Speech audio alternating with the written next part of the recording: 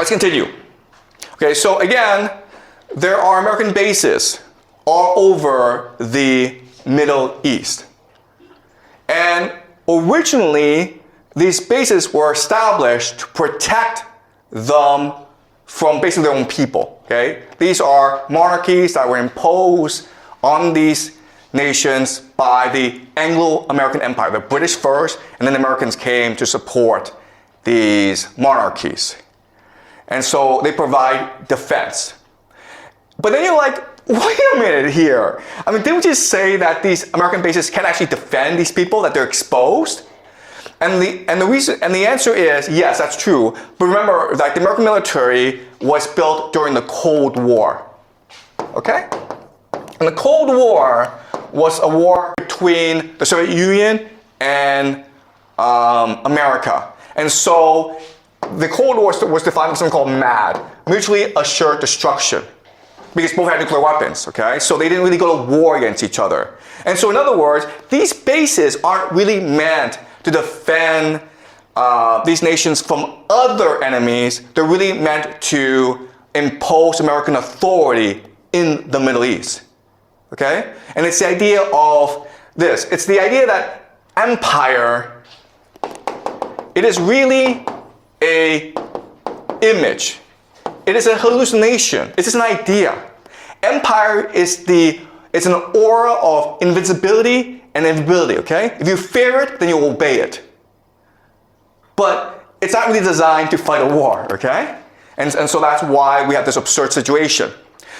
And because there are so many bases in the GCC, that gives the Iranians the perfect pretext to attack them in order to destroy the GCC economy, which will destroy the American empire, right? All right, so this is how the war is shaping out, okay? So the red is the Israelis and the Americans. The yellow are the Iranians. And as you can see, the Iranians are attacking everywhere, primarily Israel, okay? But also, as you can see, a lot of focus on Bahrain and Qatar. And again, the intention is to destabilize the economy and the government.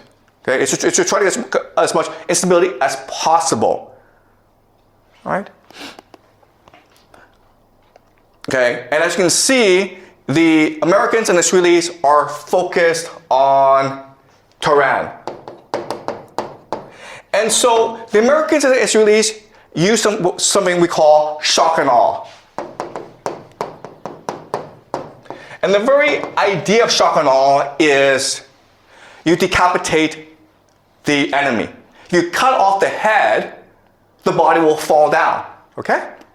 The problem, though, is, again, the Iranians see this as a religious war. And so the Iranians have announced total war. Okay? And so what this means is that right now, command and control in Iran is decentralized.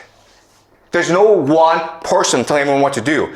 Every region has its own orders, has its own strategy. And so if you knock out Tehran, everyone else keeps on going.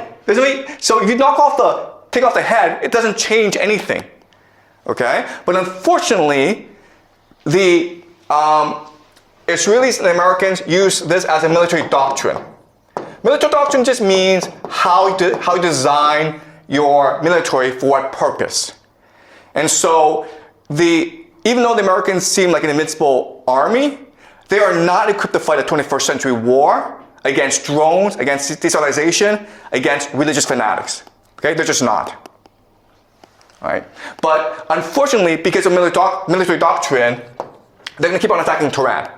Now, the great irony of all this is that the Iranians who would be most supportive of of regime change, are actually in the cities because they are educated, they're progressive. The people who are most fundamentally against you, will fight you to the death, are religious fanatics, the Shia militants, living in the rural areas, okay? So this is a really silly thing where you are actually destroying those who will most likely support you, and you're leaving alone those who are most likely to commit jihad against you. All right? Any questions so far, guys? Are you clear? All right, so another idea that I want you guys to understand is the idea of asymmetry. Asymmetry. All right, so what is asymmetry?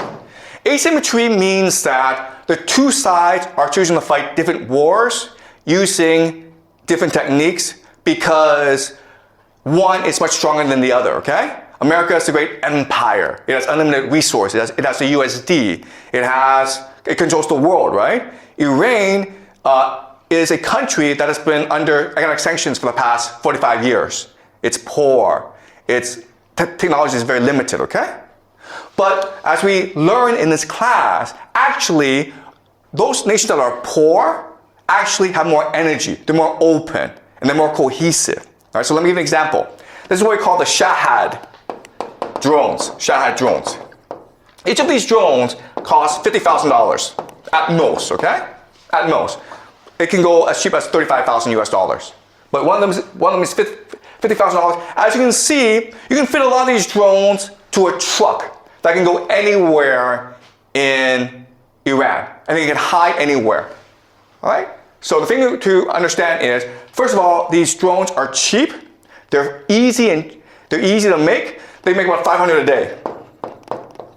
Okay? And estimates are about there's 80,000 right now that the Iranians have. So they can go on for a long, long time. Okay? And one of these drones, again, can knock out a desalination plant. It can knock out an oil field. It can knock out a hotel. It can do a lot of damage. Okay? And it's easily transportable. You can hide it anywhere. You can use it from anywhere, okay? And that's what the Iranians are using as an offensive weapon. And how do the Americans defend against this? They use something called a THAAD, right? Right, guys? This is what they use. THAAD. THAAD stands for Thermal High Altitude Air Defense. And they also have like Patriot systems. There's a lot, okay? The thing that you need to know about the system is it's really expensive. This missile, guys, costs $1 million.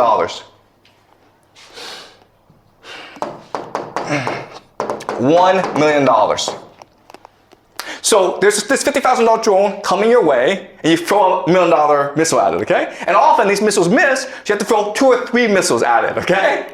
So you're spending $2 to $3 million on each $50,000 that the Iranians spend. That's kind of silly. Second thing you'll notice is that this thing is really big and really slow. And therefore, you can't really move it around. Therefore, it's pretty easy for the Iranians to spot where this is and attack it. And then when these things blow up, that's a lot of money, guys. Okay? Then you're like, what? But this makes no sense. You know the Iranians have drones. They've had drones for like 10 years. You've also seen drones used in the Russia-Ukraine war to devastating effect.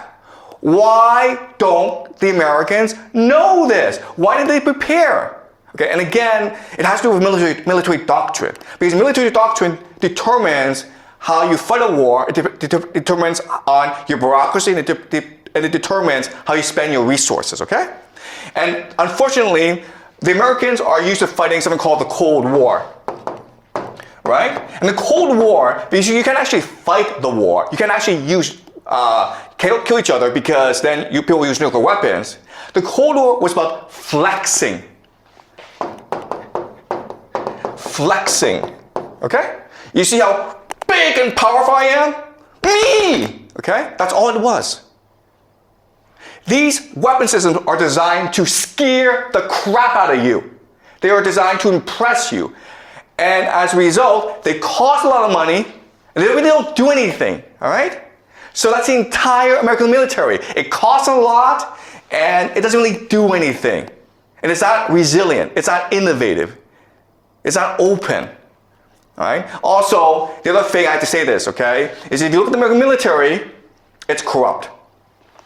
So this is really about corruption.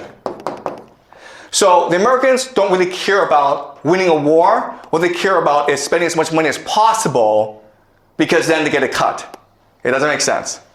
All right? And that's why the Americans are in a situation as they are. All right, let's continue.